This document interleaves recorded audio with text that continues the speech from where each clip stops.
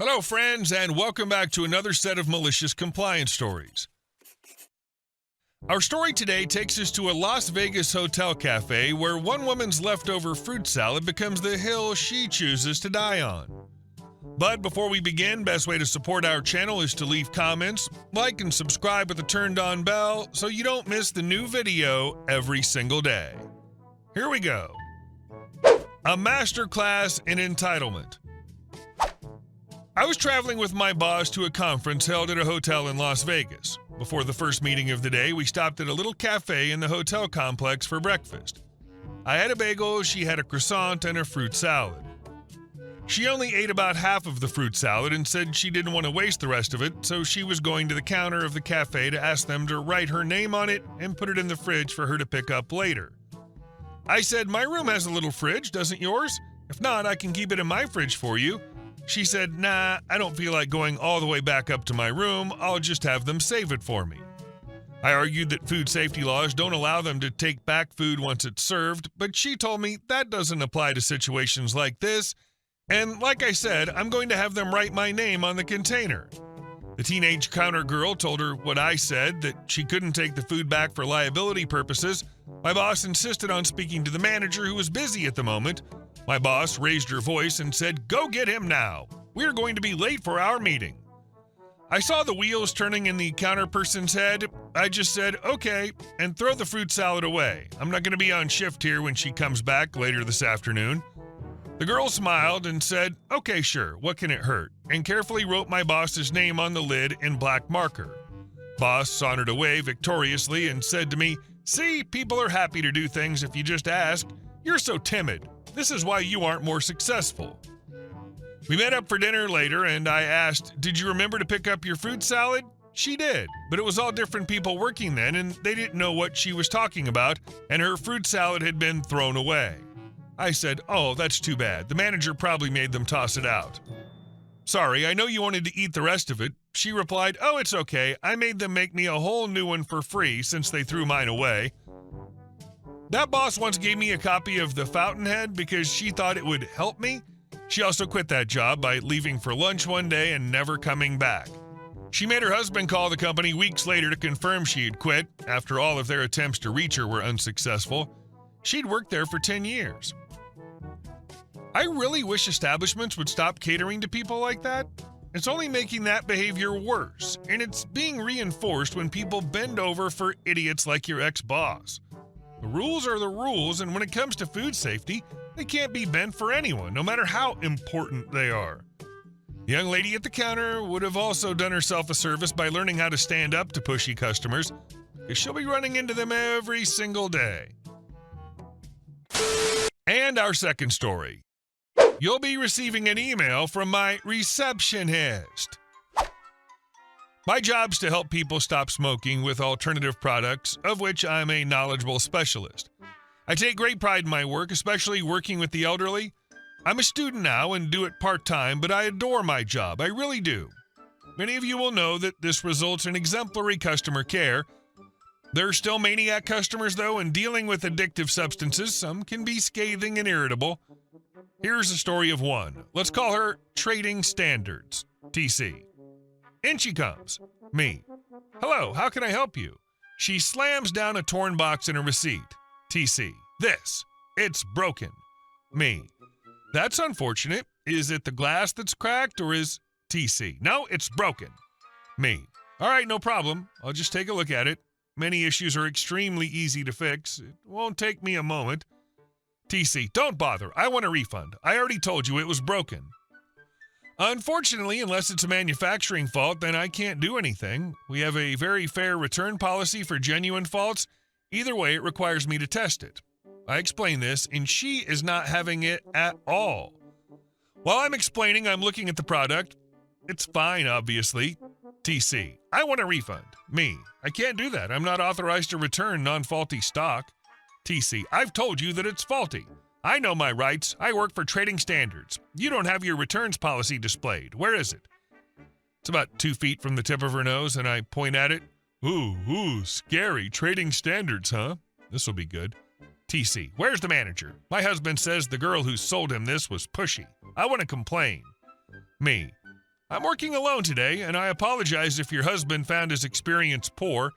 You're welcome to return and put in a complaint against me if you feel it's necessary when a manager is on shift. There's a customer support email at the top of your receipt, too. You're also welcome to leave your device with me for further testing. If I find any fault, I'd be more than happy to return it. You haven't described the problem, which would help me a great deal. TC is effing livid at this point, that I'm not cowering in fear of her supposed job. She snatches up the device and goes to storm out. At this point, I see the husband hovering at the door, looking sheepish. She twists on the spot at the door and stabs her finger at me, spitting out, "You don't mess with trading standards. I know how this all works. You'll be receiving an email from my receptionist." Yeesh. I am poker face. The unbelieving giggles are boiling.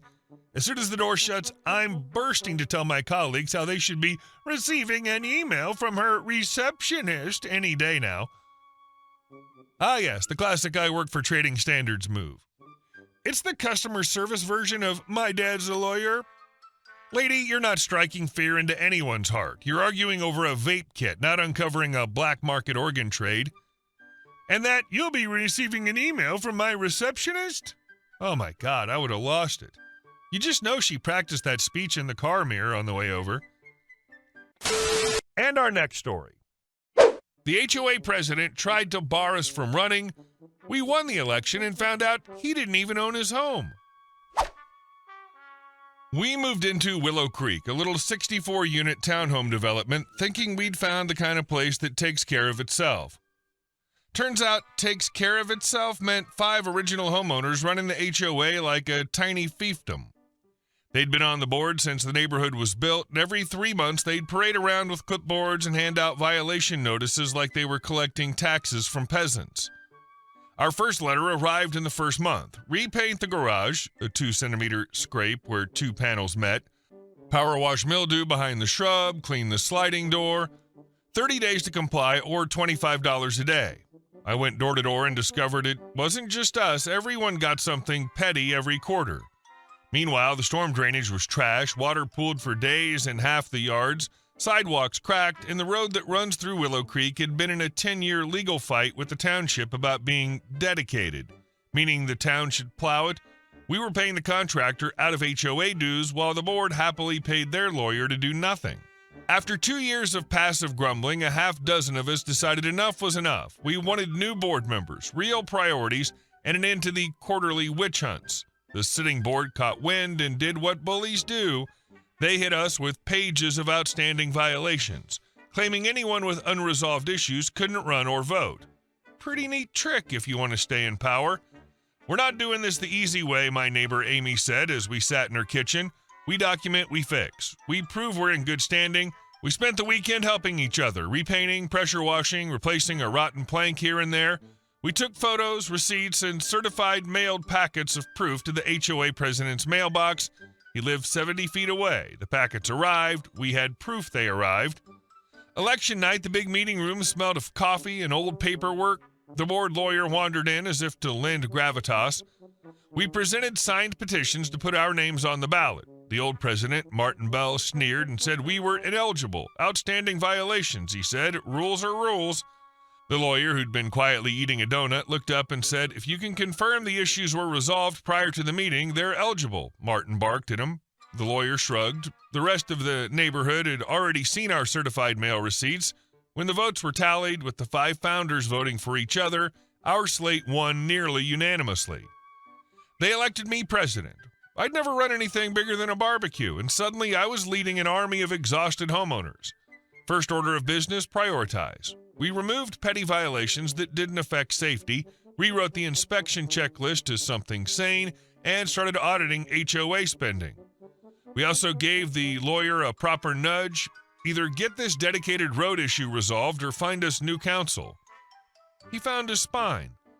Long story short, the appeal got fast-tracked. By the time the town accepted dedication, the judge slapped the township with back pay for snow removal and negligence. We used that settlement to install French drains across the worst yards, repaired sidewalks, fixed fences, and replaced dead trees. We didn't touch the capital reserve. The work was paid for without hitting homeowners with special assessments. The neighborhood stopped flooding after heavy storms for the first time in a decade. The old board tried to play the victim. Martin sued over process. Of course he did. And lost. During our next annual, emboldened and smelling like a man who'd had his comb stolen, Martin tried to hand in a petition to get his spot back.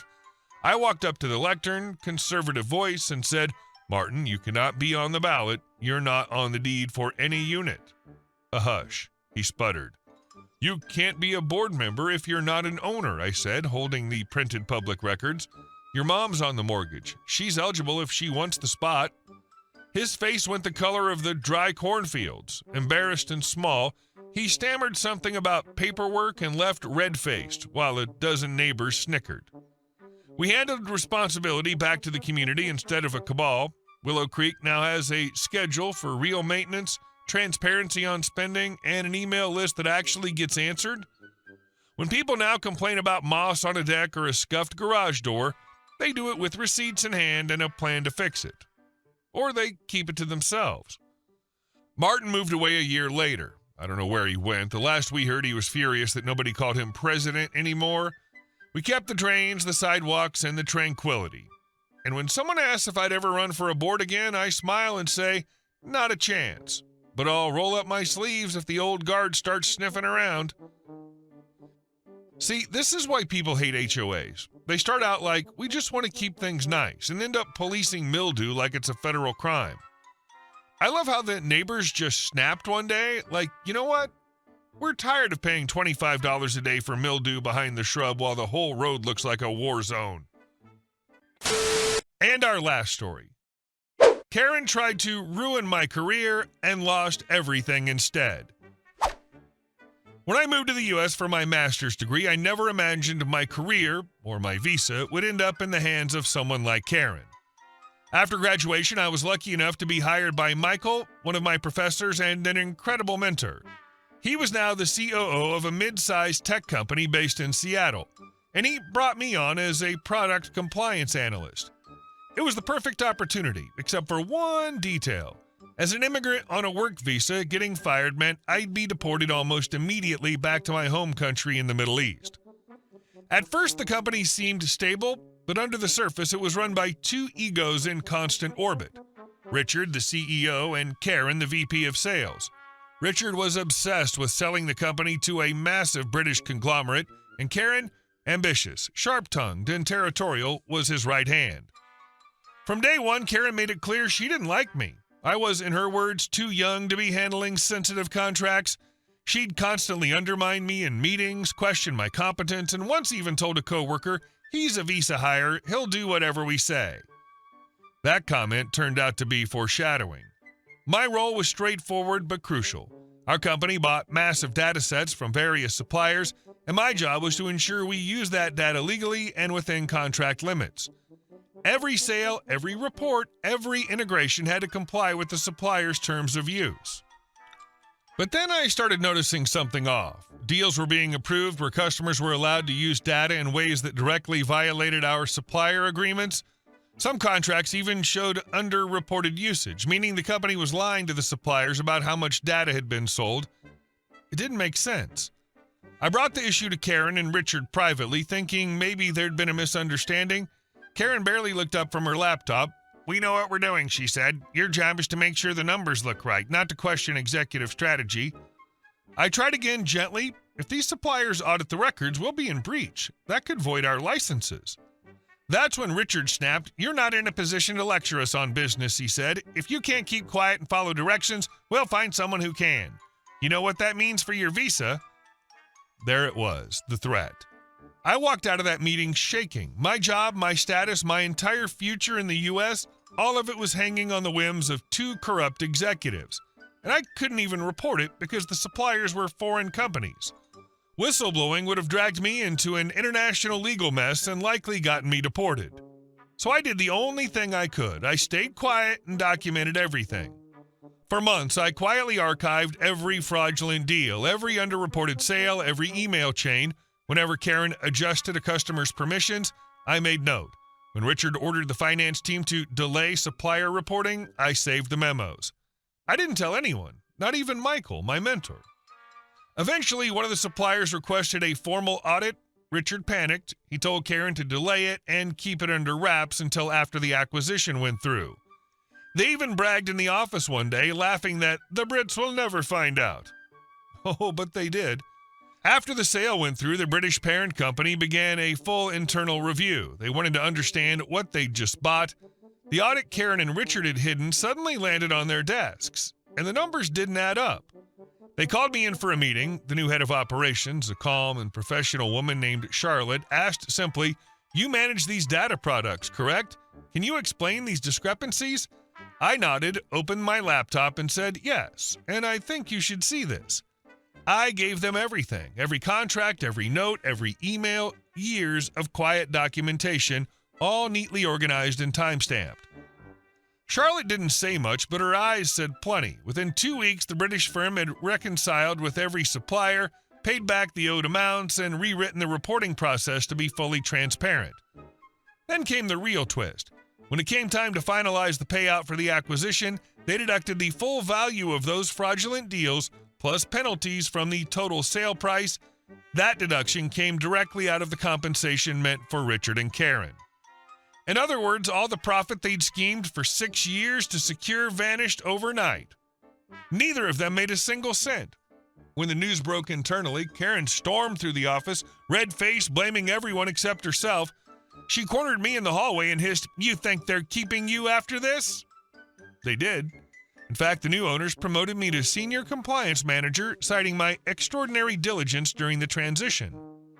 As for Karen and Richard, they both resigned within the month, though resigned was putting it politely. Last I heard, Karen tried consulting but couldn't get hired anywhere in the industry once word of the breach spread. I didn't gloat, not out loud anyway, but let's just say that every time I pass a Domino's pizza where Richard apparently ended up working as a part-time franchise assistant, I smile a little. Oh, I love this one. Corporate villains always think they're untouchable, like they can manipulate, threaten, and cheat their way into a fat payout. But here's the thing about greed. It always leaves a paper trail, and OP collected every single sheet.